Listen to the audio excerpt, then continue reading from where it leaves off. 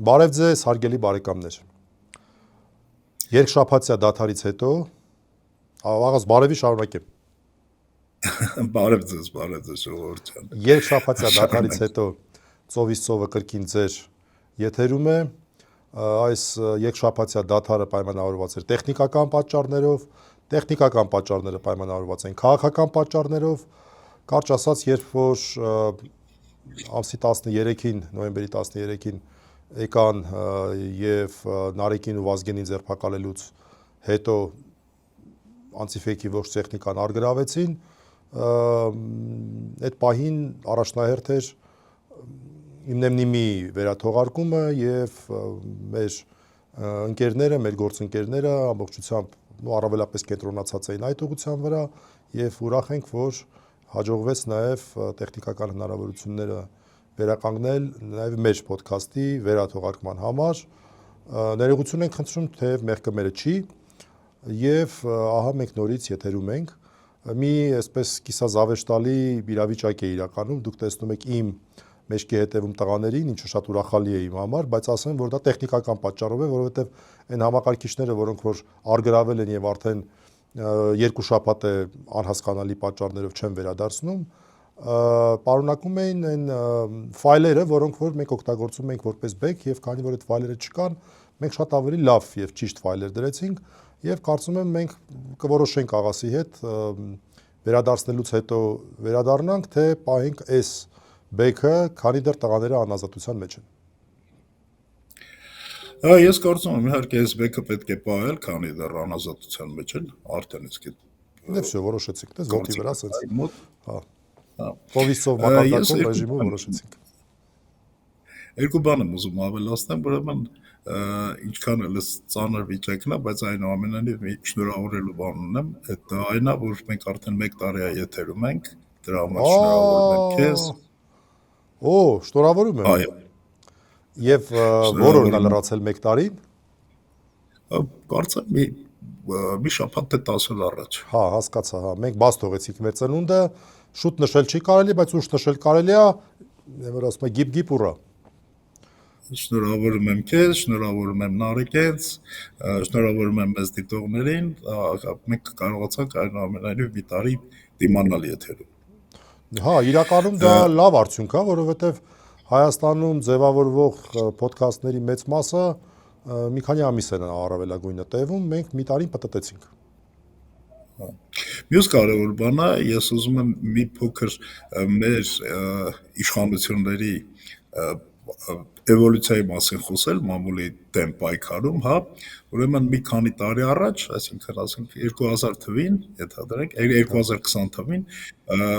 ուրեմն խմբագրատների վրա հարձակումը իրականացվում էր ոչ թե ուժայիններով, այլ իրենց ստեղծած fake կառույցներով։ Հիշում ես, Հայլու վրա հարձակվեցին այդ Հա, այն որ ձվերով հարվածում էին Անժելայից գրասենյակի վրա, հա։ Իսկ հիմա դրա փոխարեն ուղղակի ուրեմն ուղարկում են իրավապահների, որ նրանք են հարձակվում, արդեն պետական մակարդակով է։ Կամ առաջ ընդհանրենք մամուլի վրա հարձակումները այդ ՊՕԱԿ-ի միջոցով էր, հիմա ՊՕԱԿ-ի փոխարեն կա այնտեղ Ռուբեն Ռուբինյան, չգիտեմ, Տարոն Չախոյան եւ այլ եւ այլ։ Այսինքն այս մարդիկ արդեն իրենց հերոսներին հիշենք էլի։ Հա, հիշենք։ Այսինքն սա ցույց է տալիս մամուլի դեմ պայքարում իշխանությունների էվոլյուցիան, հա, որ ավելի կոշտ են դառել, ավելի, ինչ ասեմ, պետական միջոցներով են արդեն այս ամեն ինչը անում փոխանակ, ուրեմն նախկին այդ fake գործիքներով աշխատային։ Եվ նաև կներես ավելացնենք ավելի ազնիվ։ Ավելի ազնիվ։ Այն առումով, որ այս մարդիկ ուղիղ ցույց են տալի նաև իրենց միջազգային գործընկերներին, որ ախպեր, մենք մամուլի ազատությունը չընդունող մարդիկ ենք։ Եթե առաջ ինչ-որ խաղեր են տալիս, հիմա շատ ուղիղ, ասենք որևէ չափանիշով, սա չի կարող ժողովրդավարությանը մոտ լինել, դու գալիս ես խուլիգանության գործ ես հարուցել։ Okay, ինչ կապ ունի շտատիվները, կամերաները եւ այլն, ինչ էր փնտրում դրանց մեջ։ Դա թեկուզ կոմպյուտերները ինչ էր փնտրում, հայհոյանքներ էր փնտրում, անպարկեշտ արտահայտություններ էր փնտրում։ Այս ազնվությունը ես կարծում եմ պետքա գնահատել եւ ճիշտ կոմունիկացնել միջազգայինների հետ, որ այս ախպեր ջան, էսա ձեր ժողովրդավարությունը, ձեր փայփայած ժողովրդավարությունը, էսա մարդիկ փառք Աստծո արդեն էլ չեն տենց շղարշների հետևում պահկվում։ Իդես Նիկոլի ազնվությունը ունի ազնվության մի որոշակի ձև, հա, ճակերտներով ազնվությունը, դա ցինիզմ է։ Ճակերտներով, այս բոլորը Դա ցինիզմ ճակերտներով էր, հա։ Այո, դա ցինիզմն է, որ այս անգամ ուղղակի ուրեմն հստակ դրսևորվեց։ Հիմա քեզ ուզում եմ խնդրեմ երկու բառ ասես էլի ներկայվիճակը ինչպիսին է Նարեկից հետ կապված։ Մենք, հա, Ոնց է գնում։ ասեմ, այսօր մենք իհարկե առաջնային խնդիրը եւ հարցը, որ պետք է քննարկենք, դա կարող է այս պահին դա news making-ի տենց հաստատ թիվ 1 թեման չի, թիվ 1 թեման եկեղեցու նկատմամբ հարցակումն է առաջի հերթին, բայց մեր համար սա օրակարգի վերևում է, այսպես ասենք, առաջի հերթին այն պատճառով, որ նաեւ հիշեցնենք, որ մենք անցիֆեյքի այսպես իրանալիքով ենք հերարցակվում եւ ըստ էության YouTube-յան այս հեռուստաընկերության կամ ես չգիտեմ մեդիայի հիմնադիրը նստած է խայտարակ աբսուրդային մեղադրանքով, նստած է նաեւ ամենաթոփային պրոդուկտի իմնեմնիմի հաղորդավար Վազգեն Սաղաթելյանը, տղաները մեկ թիմ են իհարկե, այսինքն մենք բնականաբար նրանց չենք առանձնացնում եւ չենք անջատում, ես զբաղվում եմ Նարեկի պաշտպանությամբ, մեր ընկեր Արսեն Բաբայանը զբաղվում է Վազգենի պաշտպանությամբ, ասեմ, այս հաղորդումը մենք զայնագրում ենք շաբաթ օրը ամսի 29-ին եւ հեռարձակվելու է վաղը, այսինքն ամսի 30-ին, եւ ասեմ, որ այսօր ես այցելել եմ Նարեկին, նաեւ Արսենն է այցելել Վազգենին եւ փառք Աստծո տղաները լավ են, Նարեկը ավելի մեծ այսպես ակտիվությամբ շփվում հանրության հետ, տարբեր ձևաչափերով, դուք տեսնում եք նրա ուղերձները, answers-ն է շարունակվում, մի նոր բան մեր հանրային իրականության մեջ, որը ես հատուկ եմ ուզում կարևորեմ եւ մեծ այսպես գոհունակությամբ եմ ուզում ասել դա, որտեղ դա շատ կարևոր է, որ Նարեկի կինը Լուսինեն մոտ 1 շաբաթ առաջ սկսեց հանրության հետ հաղորդակցվել տարբեր ձևաչափերով, այդ թվում նաև ուղերձների ձևաչափով, այդ թվում նաև միջազգային կառույցներին ուղերձների ձևաչափով եւ մեկ առ մեկ, քայլ առ քայլ նա շատ մանրամասն կարևոր բան է խոսում եւ ես կարծում եմ դա ոչ միայն եւ ոչ այնքան Լուսինեի անունից կարող ենք սա դիտել, որքան առհասարակ Խաղբանտարկյալի տիկնոջ, Խաղբանտարկյալի ընտանիքի անդամների, որտեղ մենք բոլորս կենտրոնացած ենք Խաղբանտարկյալների վրա, բայց հավատացնում եմ ձեզ, որ Խաղբանտարկյալների ընտանիքների անդամները ոչ պակաս զրկանքների են ենթարկվում նրանց ամուսինների, հայրերի, զավակների, սիրելիների, չգիտեմ, ընտանիքի անդամների անազատության պատճառով եւ շատ կարևոր է, որ դրա մասին հանրությունը կարողանա տեսանելի ձևով պատկերացում կազմել։ Մի քիչ ոնց ասեմ, տխուր բան ասեմ, հա, որ Խաղբանտարկյալների թեման շատ կարևոր է նաև Նիկոլի համար, որովհետև մենք բոլորս կենտրոնանում ենք այդ թեմայի վրա եւ արդյունքում նրա դավաճանության, ուրեմն մյուս շերտերը կարծես մնում են ուշադրությունից դուրս։ Ես չեմ կարծում, որ դա տենց այդպես է, որովհետև Խաղբանտարկյալների թեման ուզենք թե չուզենք լրելային իր մեջ պարունակում է նաև այդ դավաճանության բաղադրիչը։ Այսինքն դա դավաճանի կողմից իրականացվող քաղաքական հետապնդում է, եւ ես չեմ կարծում, որ մեր երկրում այն մարդիկ, ովքեր որ քաղաքական հետապնդումներին դեմ են, այսպես ընկալում են այդ քաղաքական հետապնդումները որպես սովորական բան։ Ես քեզ ասեմ մի հետաքրքիր բան, հա, օրինակ Նիկոլը իր բերանից մի բան բաց տվեց, որը էլի ես տեսա, որ հանրության ուշադրության կենտրոնում չի մնացել։ Այդ խոսքը վերաբերում էր այդ այսպես կոչված Զանգեզուրի միջանցքին, հա։ Ուրեմն երբ որ նա ասաց, որ այդ միջանցքը կլինի օրինակ դա Մեղրի երկաթուղին, հա, հետո լինելու է ուրեմն բան խողովակաշար, հետո լինելու էլեկտրահաղորդման գիծ, դու պատկերացնում ես, չէ՞, դա բավականին լայնության արդեն տանում այդ Զանգեզուրի միջանցքին, դա այսինքն այդքան տարածքը Հայաստանի ինքնիշխանության տակից հանվում է։ Եվ սրա շուրջ օրինակ քննարկում չկա, սրա շուրջ քննադատություն չկա։ Ուրիշ բան ասեմ, ենթադրենք Ղազախստանից ցորեն եկավ Հայաստան։ Չէ, Զանգեզուրի միջանցքով չի եկել այդ ցորենը։ Ցորեն եկել է ուրիշ ճանապարհով, այսինքն դա ցույց է տալիս, որ Հայաստանը մեկուսացված չի, չգիտեմ, ասում են կենտրոնական Ասիայի համար սա ճանապարհը, կենտրոնական Ասիայի համար ճանապարհը կա, դրա համար ամենևին պետք չի Զանգեզուրի միջանցք, բայց մենք այսօր ուրեմն խոսում ենք զուտ Զանգեզուրի միջանցքի մասին, որպես Հայաստանի ապաշրջափակումից դուրս գալու բան, էլ ինչ որ նոնսենս, այսինքն Հայաստանի ապաշրջափակման համար ուղղակի Ադրբեջանի կամքն է պետք, այդքան բան։ Դες այսպիսի դետալներ կան, որոնք որ գոնե այսօր քննարկումից դուրս են։ Համաձայն եմ, կարծում եմ դրա պատճառը նաև այն է, որ նախընտրական շրջանում ենք գտնվում եւ ընդամենը ինչքան 6 ամիս հետո պետք է ունենանք ընտրություններ, անկախ նրանից թե այդ ընտրություններից առաջ ինչ կլինի, ինչ չի լինի, դա հերթական ընտրություններ են եւ ընտրությունները անխուսափելի են, այսինքն օրինակ, չգիտեմ, դեռ որոշակի օրակարգային հարց է, որևէ մեկը չի հայտարարել այդ օրակարգից հրաժարվելու մասին, ազգային ժողովում իրականացման ենթակա գործընթացը, բանը անվստահության գործընթացը, ուզում ասեմ, անկախ նրանից այդ գործընթացը կլինի թե չի լինի, արդյունք կտա թե չի տա, միևնույն է ընտրությունները հունիսին կայանալու են, անկախ նրանից թե ով է երկրի ղեկավարը։ Եվ դրա համար բոլորը հիմա պատրաստվում են այս գործընթացին եւ ավելի շատ այդ քաղաքական օրակարգը դրանով է ձևավորվում, որտեղ ես օրինակ տեսնում եմ, որ քաղաքական ուժերը ամեն դեպքում չեմ նկատել, որ այդ Զանգեզուրի միջանցքի հետ կապված հարցերում շատ խիստ մոտեցումներ դրսևորեն, որտեղ նրանք որպես փաստ ունեն իրենց արժեվ օգոստոսի 8-ի փաստաթուղթը եւ ես չեմ տեսել մի ուժ, որ ասի, որ այդ փաստաթուղթը ես չեղարկելու եմ։ Ասում են, փորձելու ենք բարելավել, այս անել են անել, բայց դե հերթական աղետն է բերել մեր գլխին, դա էլ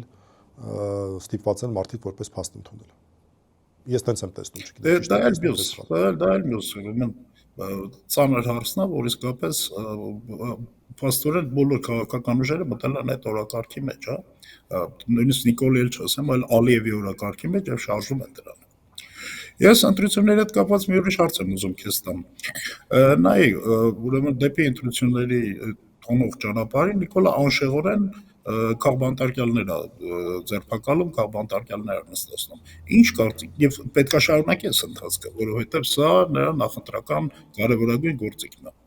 Ինչ ես կարծում, նա կկարողանա պահել այսքան քաղբանտարկյալներին, այս կասած 6 ամիսը, կամ նոր քաղբանտարկյալներին, որ ավելացնի, սա ոնց է գնալու այս process-ը։ Այնուհանդերձ գործում է այդ պտտվող, ինչ են ասում, պտտվող դռների մոդելը, եւ բառացիորեն 3 օր առաջ մի քանի քաղբանտարկյալներ ազատ արձակվեցին, այսպես լրելային կարելի ասել նաեւ ռեժիմով, խոսքը վերաբերում է 18 արդարների գործով մի քանի քաղբանտարկյալների։ Եվ դատարանը 2 կամ 3 շաբաթ առաջ մի մասին 2, մի մասին 3 քննարկել էր նրանց անազատության հարցը եւ որոշել էր նրանց բոլորին 16-ի հարցեր քննարկվում, 16-ից ըստ էության ստացվեց 8-ին։ 8-ին վարչական հսկողության փոխել եւ այդ բոլոր որոշումները ուժի մեջ մտան նոյեմբերի 25-ին, ինչը ինքնին իրավական տրամաբանությունից հեռու է։ Այս որոշումները, որ դատարանը կայացրեց, արժանացավ ծափահարությունների, բայց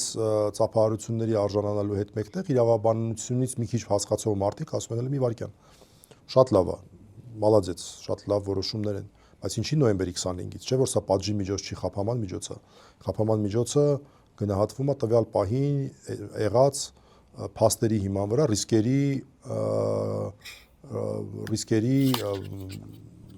փաստերի հիման վրա ռիսկերն են գնահատվում։ Այդ ինչ ռիսկեր էին, որ բոլորի պարագայում մինչև նոյեմբերի 25-ն էին գործում։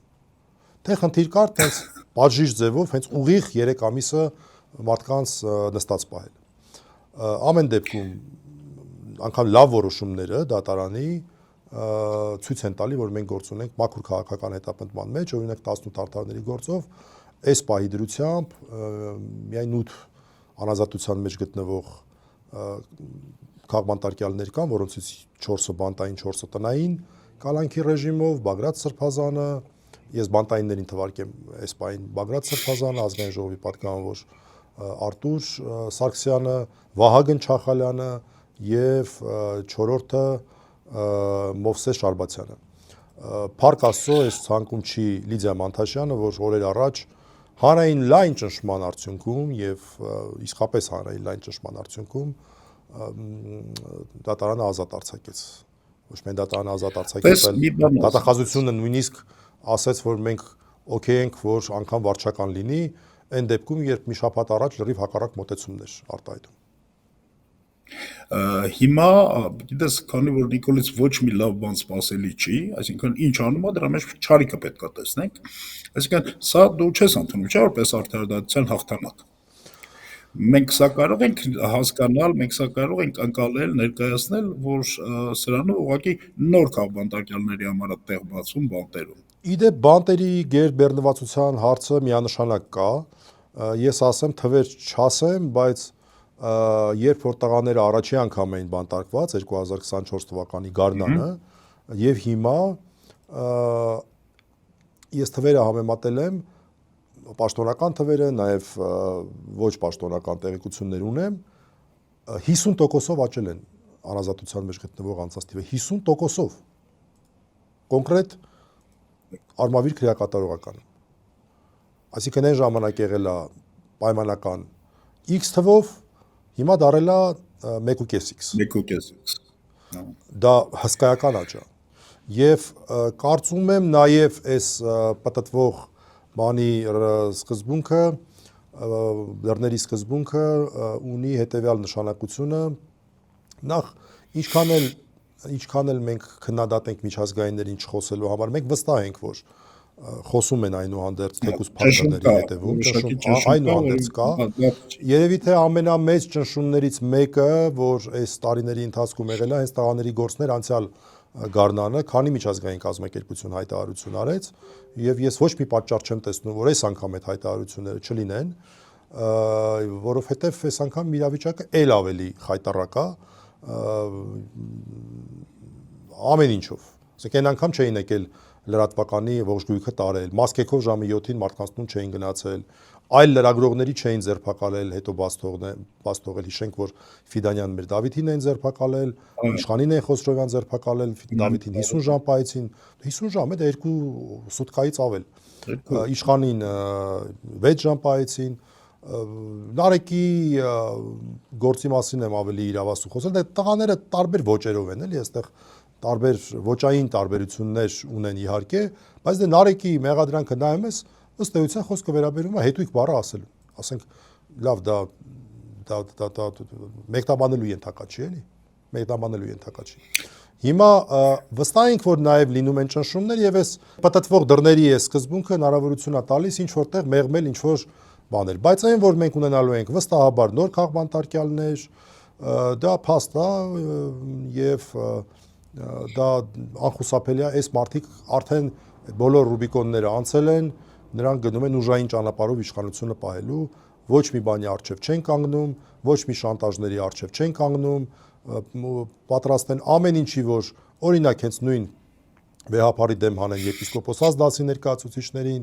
մի խոսքով ամեն ինչի պատրաստ են։ Այս պահին իրենց են թիրախի կիզակետում առաջերտին եկեղեցին է, դրա համար այդ ուղղությամբ։ Հետո թիրախը ուրիշ բան կընտրեն այդ ուղղությամբ։ Էսա սովորական բռնապետություն։ Մի կարևոր բան եմ ուզում ասեմ իմ նկատառումը,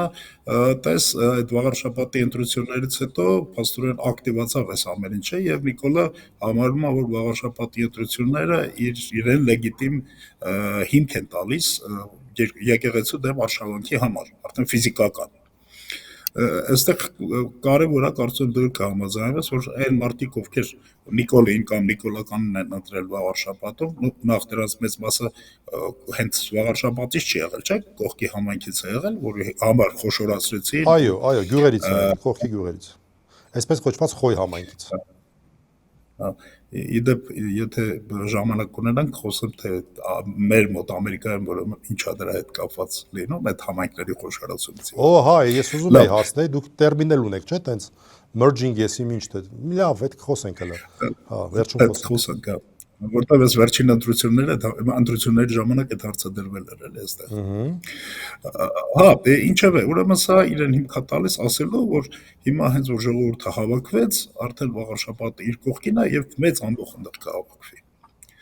Ես կարծում եմ, որ սա ավելի շատ, չգիտեմ այդ բառը հայերեն ոնց է, cover operation, ոնց է դա քողարկման քողարկում։ Այսինքն նա բաներ կա։ Նա բերելու է տարբեր տեղերից ԿՊԱ-ականներին, նա բերելու է տարբեր տեղերից իր գործակալներին, ագենտներին, հա, եւ սրանք բոլորը արդեն ներկայացվել են, թե սա վաղաշաբաթն էր։ Եվ սա իսկապես լուրջ կարևոր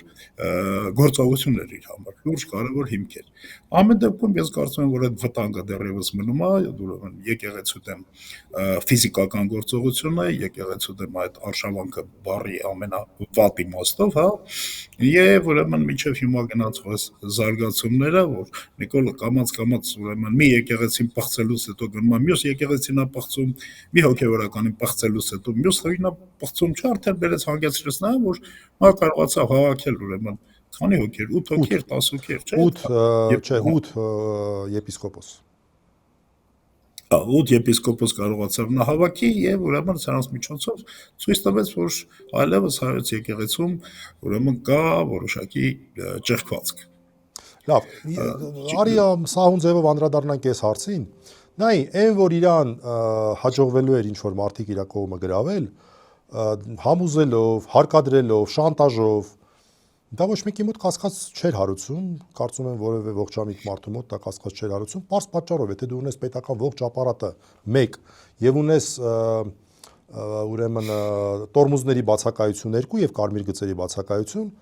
պարզ է, որ որոշակի ժամանակահատվածում դու կարողանաս ինչ որ մարդիկ քո կողմը գրավել եւ հիշենք, որ այս ամեն ինչը տևում է արդեն 6 ամիս։ Ես ուզում եմ մի քանի այսպես համեմատական հասկացնեք, տեսեք, այս բայդրությամբ իր կողքին 8 եպիսկոպոսներ են։ Այդ 8 եպիսկոպոսների մասին էլ հիմա կարճ կխոսենք, բայց մի հատ հասկանանք թե քանիսից։ Նախ վստահ չենք, որ 8-ը չի դառնա ավել, բայց այս բայդրությամբ մենք 8-ի մասին ենք խոսում եւ ասեմ, որ մեր եկեղեցում 55 եպիսկոպոս կա։ 55 Ընդ որում ես ճիշտ չասեցի, ճիշտ ձևակերպում չտվեցի, ոչ թե մեր եկեղեցում, այլ հայ առաքելական եկեղեցու Մայրաթոր Սուրբ Էջմիածնի հատվածում կամ աթոռի ներքո, այսպես ասենք։ Այո։ Մյուս 3 աթոռներում Կիլիկիո աթոռում կարծեմ 20-ի չափ եպիսկոպոսներ, Երուսաղեմի եւ ուրեմն Պոլիսի աթոռներում իհարկե ավելի քիչ, բայց էլի մի քանի եպիսկոպոսներ կլինեն։ Այսինքն միայն Էջմիածնի եթե հաշվենք 55-ից 8-ի մասին է խոսքը։ Սա մեկ։ Երկրորդը, եկեղեցին, այո, եպիսկոպոսները կարևոր դեր են կատարում, բայց նաև այլ դասեր կան։ Վարդապետաց դասը, քահանայից դասը։ Իդեպ վարդապետաց դասը ամենակարևոր դասերից մեկն է, այսպես էլի ինչ-որ բան ստացվում, բայց բովանդակայինը ասեմ, միշտ վարդապետները եղել են եկեղեցու ուղեղային կենտրոնը։ Այն մարդիկ, ովքեր որ վարդապետության ուղղադավության, գործողությունների կամ անգործությունների իրավաչափության մասին էքսպերտային կարծիք հայտնելու բացառիկ իրավունք են ունեցել։ Եվ ուրբաթ օրվա հայտարարությունը վարդապետաց դասի, որը շքեղ էր պարզապես, նաև լեզվական առումով, նաև օրինակների առումով, Եղիշե վարդապետից այդ օրինակը, չգիտեմ, ես մեծ բավականություն ստացա նաև կարդալով այդ տեքստը, որը նաև ուսուցողական տեքստ էր, մեր վարդապետները իրենց բարձունքի վրա էին եւ վարդապետաց դասը համատեղ հայտարարություն արեց, որով որ վերահաստատեց այն, որ ամենայն հայոց կաթողիկոսի հետ կապված այս բոլոր զրույցները, որոնք որ քաղաքական իշխանությունը վարում է, հակականոնական են։ Ուղիղ դատապարտում չկար երևի տեքստի հայտարարության բնույթն էլ այդպեսին չէր, բայց ակնհայտ էր, որ այն էին ուզում ասեն, որ այս 8 եպիսկոպոսների արարքը չի կարող համարվել կանոնական։ Բայց վերադառնանք այս 8 եպիսկոպոսներին։ Այս 8 եպիսկոպոսները փաստորեն Նիկոլի ծրագիրը որ նայեք եկեղեցին մաքրենք, ճիշտ է։ Էտա չէ ինքը ասում։ Ասում մեր եկեղեցին պիտի մաքրենք։ Դե մենք լավ հասկանում ենք, որ իր այս արշավը սկսեց այն բանից հետո, երբ Արցախյան հարցը օրակարգում պահելու ուղղությամբ լուրջ ջանքեր սկսեցին գործադրվել եկեղեցու կողմից, Շվեյցարիայում համաժողով եւ այլն, հիշենք, դա պետք է անընդհատ հիշել, որից հետո այս արշավը սկսեց ու հայտարարվեց, որ պիտի եկեղեցին մաքրենք, օքեյ։ Ումով եք մաքրում, հարգելիներս։ Նավասարդ, չէ, ոչինչ չեմ ասել, ընդամենը անունները, Նավասարդ arczepiskopos Կճոյան։ Բոլորի մոտ միանգամից այդ թանկարժեք բրենդն է աչքի առջև գալի, օֆշորային սկանդալներն են մարդկանց աչքի առջև գալի, բայց նա իհարկե կրիստալինը չիստի չլավիկ։ Վայոց ձորի բնակիչները շատ լավ ճանաչում են իրենց սրբազանին, Աբրահամ կարծեմ սրբազանին։ Ես չգիտեմ, այդքան գույք, որ այդ սրբազանը ունի աշխարհում կա, այդքան գույք ունեցող որևէ այլ սրբազան։ Չգիտեմ, որ մեկին ասեմ, բանը Բալցյան թեմի առաջնորդը Վազգեն Սրբազանը։ Համացանցում ուղղակի կարելի է փնտրել նրա հետ կապված սկանդալային պատմությունները, որը նոր չի տեղադրվել երկար ժամանակվա ընթացքում եւ հետեւություններ անել։ Էպիսի մարդիկ են, կամ չգիտեմ, Անուշավան Սրբազան մարդուն դեկանությունից հանում են եւ հիմա արդեն բոլորը խոսում են, որ հա, հեսա վերադառնալու է ԵՊՀ-ի դեկանության աստվածաբանության։ Այս բոլորը իրականում մի կողմ Արցախի թեմի առաջնորդի պարագան եւ հանգամանքը մի կողմ, որովհետեւ դա ուղղակի ոչ միայն հայերենում, այլև որևէ լեզվում այդպիսի բառեր չկան բնութագրելու համար այդ վարքագիծը։ Տեսեք, Արցախը պաշտպանելու համար վեհապարը ինչի որտեվ Արցախի թեմը հրաժարվում է լուծարվել վեհապար Հայրապետը։ Արցախը պաշտպանելու համար, Արցախի հարցը միջազգային օրակարգում պահելու համար հարձակում է տեղի ունենում եւ Արցախի թեմի առաջնորդը գնում նստում այ ձեռ ատալի այդ ամեն ինչի հեղինակի հետ, Նիկոլ Փաշինյանի հետ, այդ դավաճանության հեղինակի հետ։ Ասենք դա որևէ կերպ չի կարող տեղավորվել եւ ինչն էր հետաքրքիր շաբաթ օրը, երբ որ Վրդանես Սրբազանը ինչ որ պարզաբանում տվեց, որտեվ արցախցիները ուղղակի չգիտեմ, այն բառը ստիպված պետք է օգտագործեմ, Սասուն խեյով սկսվող այն բառը են, Սասուն Խաչատրյանը, որ օգտագործել էր հայտնի գաղտնալսման մեջ, այդ վիճակում են մարդիկ, են որ չա կատարվում, ընկերներ։ Եվ այսօր ստիպված, կարծում եմ, պարզաբանմամբ հանդես եկավ, այսօր նկատի ունեմ ձայնագրման այսօր էլի շաբաթ օրը։ Բայց շատ ավելի վատ էֆեկտ տվեց, որտեղ մարդն ասում է, ես շարունակելու եմ իմ ուխտին հավատարիմ, այսպես արցախայության հարցերը բարձրացնել։ Ով է հարգելու այն մարդու խոսքը, որը որ գնում է արցախայության խնդիրները ստեղծողի սեղանն է կիսում եւ ձեռքն է սեղմում, հետո էլ ասում է, ես ուխտին հավատարիմ եմ։ Բա վեհապար Հայրապետի նկատմամբ ստորագրված, գրանցված բոլոր կանոնական այսպես աղբյուրներում արկա ուխտը, բա այդ մի ուխտը, կամ քեզով է տեղ նշանակել, ձեզով է այդ տեղ նշանակել։ Այդ դուք ծնվել եք որպես Արցախի թեմի առաջնորդ, ով է այդ կարգավիճակը ձեզ տվել։ Գլխականակը ապահովում եւ գլխականակը փաստորեն ինքը ապահովում է այն մարդկանցով, ում արդեն դու ցույց տվեցիր, որ շանտաժի կամ չգիտեմ, կամ գնելու հնարավորություն ունի, հա։ Ես ավելի շատ շանտաժի, կարծում եմ շանտաժն է եղել պատճառը։ Բայց մի ուրիշ բան է ուզում հարցնել, ես այսքան ժամանակ ուրեմն գնում է շրջանառվում է, ուրեմն Արշակ Սրբազանի հետ կապված ինչ որ մի բան, ինչ որ մի վիդեոյի պատմություն եւ հիմա կարծես թե ինչ որ էքսպերտներ ասել են, որ այդ վիդեոն իրական է։ Ո՞վ է բան ասել է։ Այդ փաստաթուղթը որևէ մեկի ձեռքում չկա։ Մի վարքան, այդ էքսպերտներին հարց չեն տալիս, ոնց է իրանց ձեռքը ընկել է։ Դա է, չէ՞, երևի իրական լինելու ամենակարևորը։ Մեր Արսենը Բաբայան, որը ոչ միայն Վազգենի պաշտպանն է, այլև Արշակ Սրբազանին է այս հարցով ներկայացնում, ինքը իր հրապարակային խոսքում շատ հստակ, այն որ ընդհանրապես պետք է կարդալ։ Մարդը ինչի մասին է խոսում, ասում է նախ երբ որ դուք քննչական մարմին նշանակում եք փորձաքննություն, դուք պարտավոր եք մեզ այդ որոշմանը ծանոթացնել, այդ ոնց է եղել, որ տենց է եղել։ Որտեվ մենք դատավարական իրավունքներ ունենք։ Երկրորդ, երբ որ բան եք անում, այդ փաստաթուղթը ստանում եք, ոնց է ինքը ընկնում ուրիշ մարդկանց ձեռքը։ Ընդ որում ես ուղղակի վստահ եմ, հիմա որ դա հրապարակային դառնա կարող ենք խոսել, ես ուղղակի վստահ եմ, որ այդտեղ խոսք չի գնում նրա մասին, որ դա իրական է։ Ուղղակի ես վստահ եմ, որտեվ մի օրվա մեջ դա ուղղակի հնարավոր չի անել։ Հեսա կպարզվի ինչ է, սա էլ վստահ եմ, որ մանիպուլյացիա է եւ կեղծիք է, ինչպես շատ հաճախ է լինում իրավապահ մարմինների, ոչ թե իրավապահ մարմինների, այլ նիկոլական հրահանգների պայմաններում, երբ որ արդյոք դա կկատարի իրավապահ մարմինը, թե քաղաքական մարմինը, թե տեղեկատվական նրանց քարոզչական այսպես թևը, դա այլ հարց է։ Այդպիսի բան ուղղակի լինել չի կարող, դա մասնագիտական բան եմ ասում, կհամոզվենք, այսինքն նման բան ուղղակի լինել չի կարող։ Սա մանիպուլյացիայի արդյունք է։ Եվ Մայրաթորի պարզաբանը մեզ դրա մասին էր։ Այդտեղ շատ հեղինակավոր մի եպիսկոպոս կա, որ այդ հանձնախմբի ղեկավարն է, Եվրոպայում մեր պատվիրակության ղեկավարը, ուրեմն ներողություն եմ խնդրում սրբազանից անունը չհիշելու համար, հանդիպել եմ, երբ որ դեռ Ամերիկայում էր թեմի առաջնորդ, եւ հայտարարություն է տրվում, որ ասում է, հա, ինչ որ ձևաչափերով նամակ ա եկել, այդ նամակը պետք է պատասխանենք։ Այս 9 եպիսկոպոսների հետ կապված խնդիրը, ես անկեղծ ասեմ, նա չի, որ նրանք ունեն որոշակի ընկալումներ, օրինակ նույն Արշակ Սրբազանի հետ կապված կամ որևէ այլ սրբազանի հետ կապված։ Այդ չի խնդիրը։ Խնդիրն այն է, որ դուք ինչ եք գնացել այդ մարդու մոտ։ Այդ մարդու մոտ գնացել եք, որ ինչ։ Մեր կանոնական իրավունքում ես մի քիչ գոշագիտության այս բանով ասեմ, այնպես մի հատ սիրուն կանոն կա եւ այնպիսի սիրուն մեկնաբանություն է այդ կանոնին տրվում Գոշի կողմից, ասեմ էլի, սա շատ նուրբ բան է։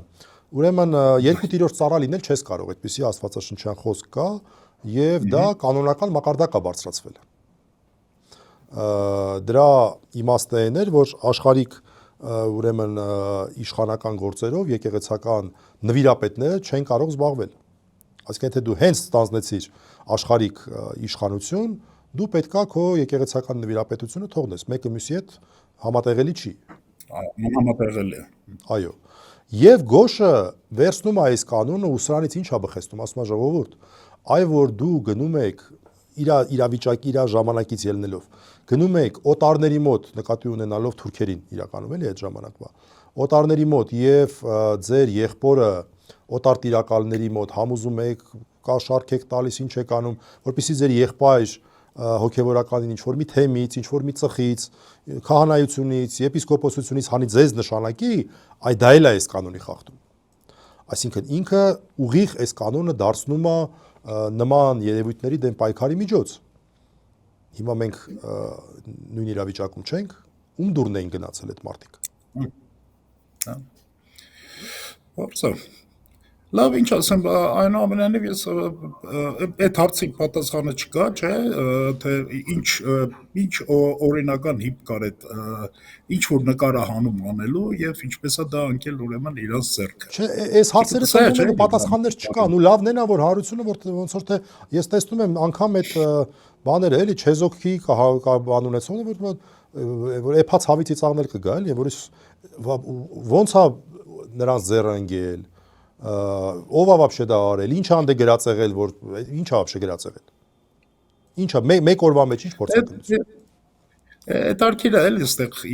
Նիկոլի մեթոդաբանությունը, ինչ որ ֆեյք է սարքում, հետո ֆեյքի վրա արդեն փորձում է սարքի եւ քաղաքական եւ իրավական, ուրեմն հա, բայց մի հատ հիշենք ինքը սկզբից ինչ էր անում, շատ ավելի կեղտոտ բաներ անում։ Չես հիշում իր ֆեյքերով տարածում էր, ասում էր